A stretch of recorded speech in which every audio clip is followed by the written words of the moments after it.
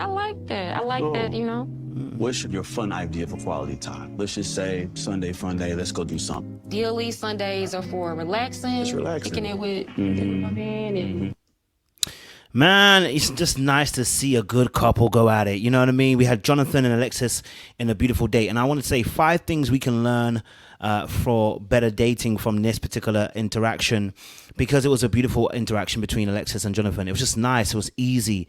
It was sultry. It was fun. It was flirtatious. They had a little bit of conversation, which was also had some depth to it, which is nice, and a good watch as well. So I want to say 5 things we can learn from that particular date going forward. So if you're new to the channel, do me a massive favor, like, share, subscribe, click on that bell button for notification uploads. We appreciate y'all. Stay locked and stay loaded, okay? We're trying to get into this bag of 100K. Help me, help you, help me, okay? All right, and don't forget, subscribe to our channel, but also join our membership. It's £1, $1. We have lives every 3 weeks, and we'll be having that first one on Tuesday when I'm back I say Tuesday, actually. It won't be that Tuesday. I think it'll be the next. Because I will be coming back from Ghana. So it'll be the next Tuesday, actually. I apologize. All right, cool. Let's get into the video. Don't waste much time. But I thought Johnathan and Alexa's date was beautiful. I thought it was a nice touch. You know, the music obviously helped in the background, helps you kind of really like into their date. But first things first, body language. Let's just have a look at brunch in the this. park or a picnic or something in the park. Body language in the two of them. Look how John is cheesing, brother. Cheesing. Okay, the brother is cheesing. Just have a look at his body language. He is cheesing. He's facing her. You know, he's got his whole body turned towards her. The last time we saw this was with Maya. Was with Maya, that he was cheesing like this, brother. Yeah, and shout out to Alexis. She reminds me of Jay so much. Jay, if you're watching, you know I love you. So beautiful. But yeah, no, so great body language, number 1, which is showing us that they're intrigued and interested in one another, okay? Yeah, I'm cheesy. Like, I want that fairy tale relationship, like all of that. So You just want to be loved. yeah, that's Now, we actually missed it, but he actually asked her a very good question. He asked her, what is your idea of quality time? And he asked Shia the same question, and she was fumbling for words. But he asked Alessa, what's your idea of quality time? And literally, she went out and said, hey, this is my idea, and expanded upon the question with an answer. Okay, so the second thing is having an open-ended question is a really good way of having good dating or good conversation with somebody. Asking them open-ended questions and allowing them to qualitatively answer the question, meaning that the question doesn't require yes or no. It's a qualitative one. Take your time, make it quality, and answer it in a way that's full of life, vim, energy, and your truth. You know, and how you see things. That was number 2. Let's get to number 3 as well. isn't that what everybody wants? Just to like be genuinely loved. You know what I mean? I was really feeling Alexis's vibes and her energy. So obviously, I kind of said it in part 2, but in the second thing we learned, the third thing we learned was actually, sorry, her answer. I apologize. The second thing we learned was open-ended question. The third thing we learned is her actual answer, which is descriptive, and it's called a hook. I call it a hook in the sense of, in order the conversation to keep on flowing, you need to give qualitative answers. You ever been in a conversation with a young lady or a young man, and you're talking with them and they're giving you very shut down answers? So, like, you know, what's your idea of quality time? Being at home? Okay, so like, what does being at home look like for you then? Netflix.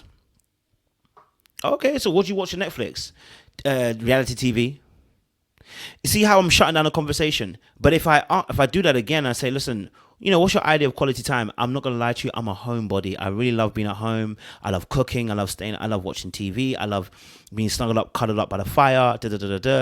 And I love just spending time in that particular way as well. So, you know, for me personally, that's what I love. Oh, great. And maybe let's say I've mentioned Netflix. Oh, and you mentioned Netflix. So what kind of shows you love watching on Netflix? I can't lie to you. I'm a person that, you know, really loves horror, or I love, you know, mystery. And right now, what I'm actually watching a show called And then your question could be back to me, so, oh, okay, I've never actually heard of that show. Is it actually really good? Like, what's it about? It's just a train robbery, and they're having romance and love. I know it sounds kind of boring, but you know, I'm a sucker for the romance thing. You know what I'm saying to you, like, and and that opens up. Oh, do you even watch Netflix? Do you watch shows like this? I mean, what's your favorite kind of show? And that opens up hooks. Your responses should have hooks, so the person can hook onto your response and be able to add from it to build a larger picture. The whole point is to add hooks continually so it expands the picture. right? It's almost like drawing a map.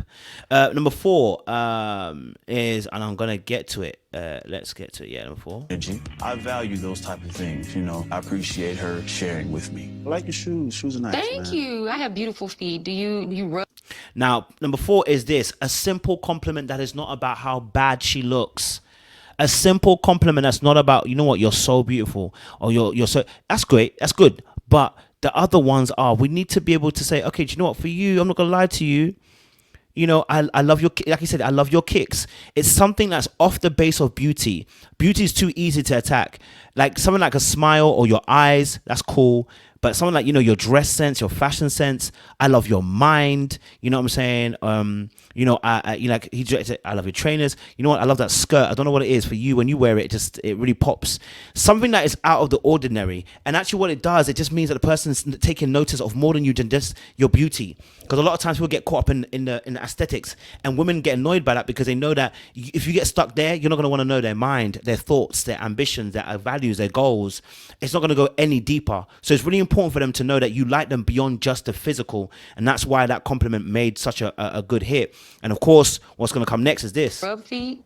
I do it all. Ooh. I'm a feet guy. Oh, you're a feet toes, guy. yeah. Oh, okay. I'm a feet guy. So Are you a toe sucker?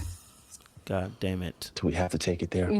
Do we have to take it there is a real question. Now, she obviously makes a joke about, you know, about toe sucking, but what that actually led to is what we call a flirtatious moment. And what the flirtatious moment, done at the right time in the right season, what it allows for is it shows interest of attraction, and it also shows as well sexual energy. I want you more than just physically. I like you sexually too. That's what it allows for the person to see. So it's really important when you are having conversation to read the motherfucking room. Some of you don't read a room like Lamar, and then you say sexual jokes at a wrong time, at a wrong place, and it's disgusting. Can't lie to you. You get it wrong, it's a social violation. Like you don't want to get it wrong. Because usually when you get it wrong, the reaction is one of disgust. So don't get it wrong. You need to be able to read the room, read the timings and the seasons, and read what's going on. If you can see that in between the situation, that actually, no. When I look at the scenario, I'm seeing that, okay, no, look,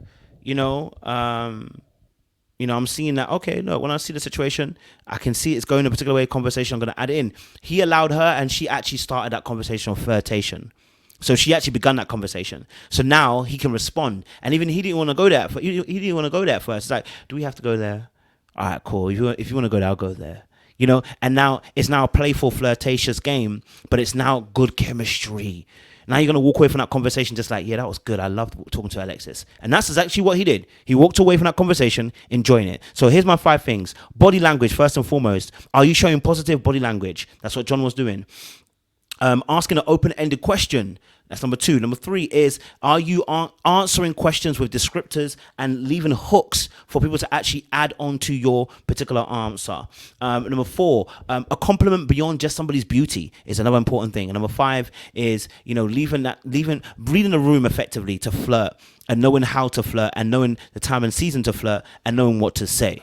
Okay, all right, that's what I'm saying. So 5 things that you can learn from that date. I appreciate, guys. Leave a comment down below. Was there something else that I missed? Did you see some other stuff that you would say that was good for dating tips? Let me know down below in the description box. We like, share, subscribe.